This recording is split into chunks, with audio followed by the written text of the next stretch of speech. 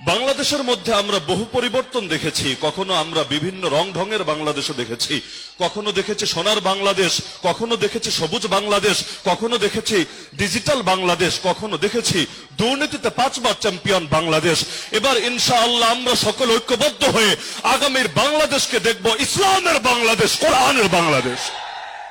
যেই সমস্ত দলগুলো আমাদের সামনে এখন এই যুগে এসে পর্যন্ত ঘোষণা দেয় প্রকাশ্যে রবের সার্বভৌমত্ব তারা বিশ্বাস করে না, এমনকি তাদের মহাসচিবের ঘোষণা অনুসারে শরিয়া আইনে পর্যন্ত বিশ্বাস করে না, যারা ইসলামী জাতীয়তার কথা পর্যন্ত বলতে পারে না, সুদমুক্ত অর্থনীতির কথা পর্যন্ত বলতে পারে না, এমনকি এতদিন পরও এসেও চাঁদাবাজি করতে করতে, টেম্পো স্ট্যান্ড দখল করতে করতেও যাদের 17 বছরের ক্ষুধা পর্যন্ত মেটে না, আরে খুনের মধ্যে ডাবল সেঞ্চুরি করার পরও যারা নিজেদের চাহিদা এখনো পর্যন্ত মেটাতে পারে না, আরে যাদের বর্তমান ভারপ্রাপ্ত চেয়ারম্যান পর্যন্ত দাবি করেন দেশে আসাটা তার একক নিয়ন্ত্রণাধীন না, ওই সমস্ত 2 নম্বরই করা জাতিকে, তাদের দলকে এই জাতির ক্ষমতায় আমরা দেখতে চাই না।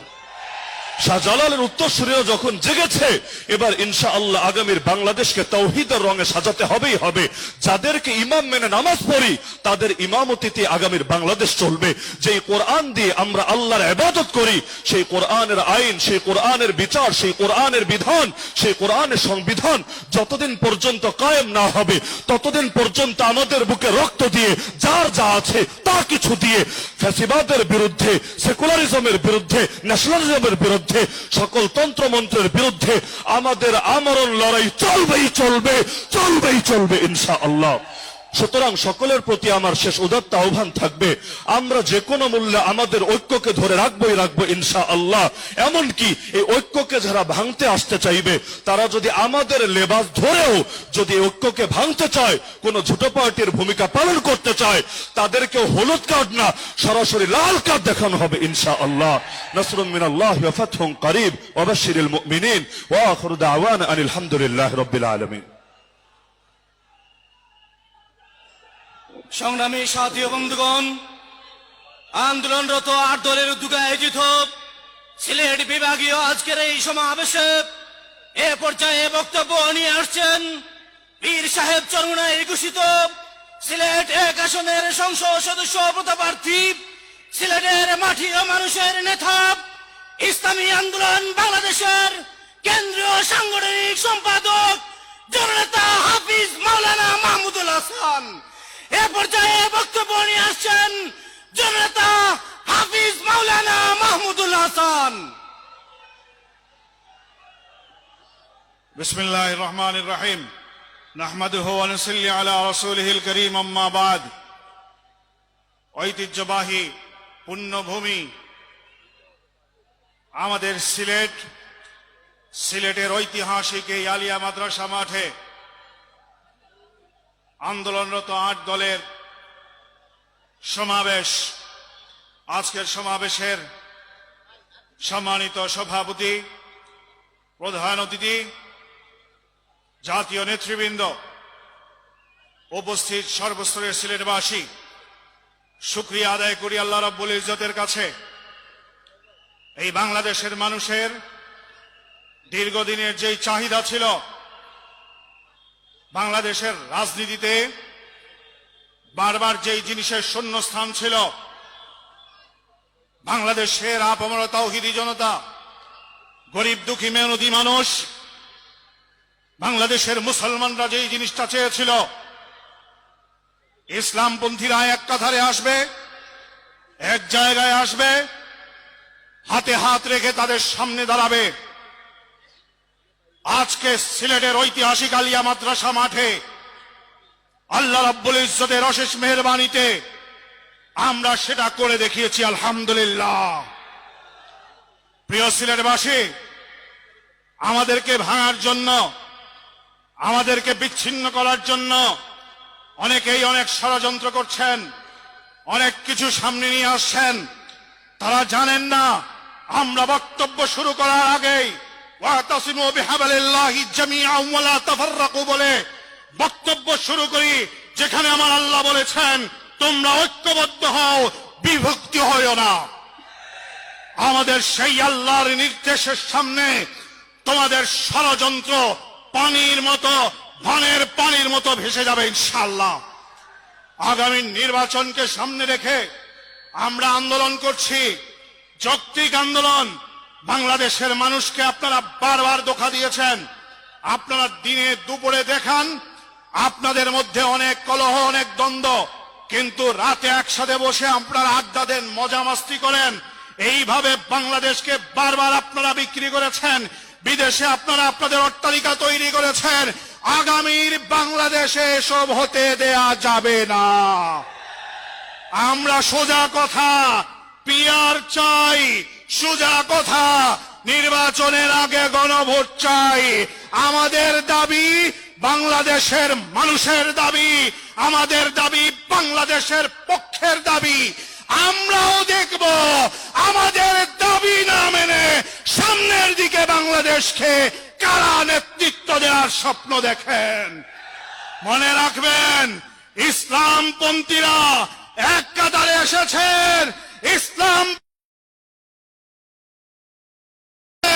এই দেশের মানুষের ভাগ্যের পরিবর্তনের জন্য লড়ছেন। আমাদের ইতিহাস, আমাদের ঐতিহ্য হলো আমরা যখন লড়তে নামি আমরা পিছপা হই না, আমরা জীবন দিতে জানি। জীবন দেওয়ার জন্য আমরা প্রস্তুত আছি, পিছপা হব না ইনশাআল্লাহ। কি সবাই তৈরি আছেন? সবাই তৈরি আছেন? হাত পাখা তৈরি আছে? দাড়িপাল্লা তৈরি আছে? ঘড়ি তৈরি আছে? রিক্সা তৈরি আছে? তাহলে ঐক্যের স্লোগান হবে নারায়ে তাকবীর, নারায়ে তাকবীর। আমার নেতা তোমার নেতা, আমার নেতা তোমার নেতা, আমার নেতা তোমার নেতা। ওয়া আখিরু দাওয়ানা আলহামদুলিল্লাহি রাব্বিল আলামিন।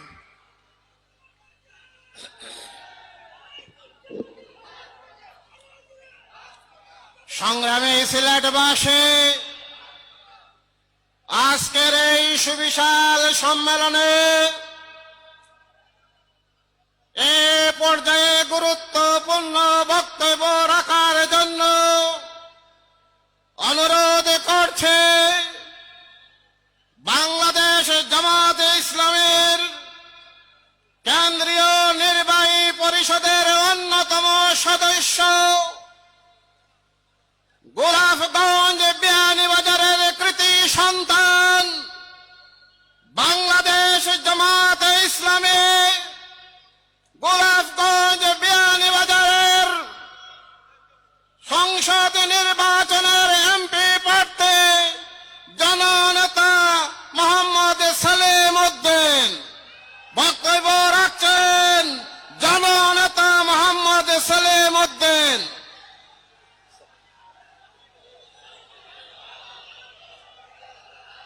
আসসালামু আলাইকুম রহমতুল্লাহি ওয়া বারাকাতুহু।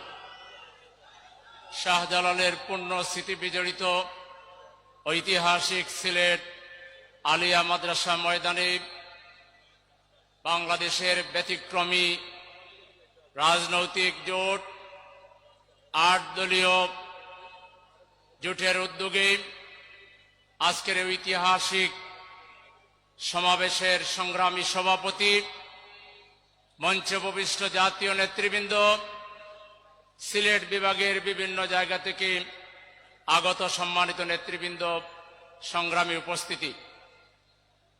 জুলাই বিপ্লব বাংলাদেশের একটি ব্যতিক্রম বিপ্লব ছিল। পৃথিবীর যতগুলো বিপ্লব হয়েছে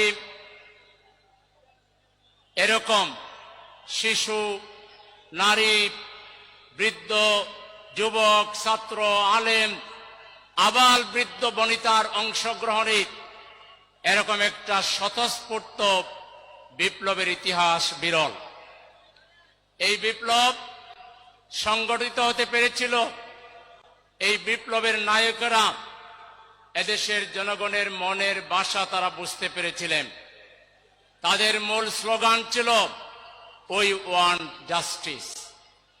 মানুষ দীর্ঘ 54 বছর বঞ্চনার শিকার হয়ে, অধিকার হারা হয়ে, নির্যাতন এবং নিপীড়নের শিকার হয়ে তারা ত্রাণকর্তার জন্য অপেক্ষা করছিল।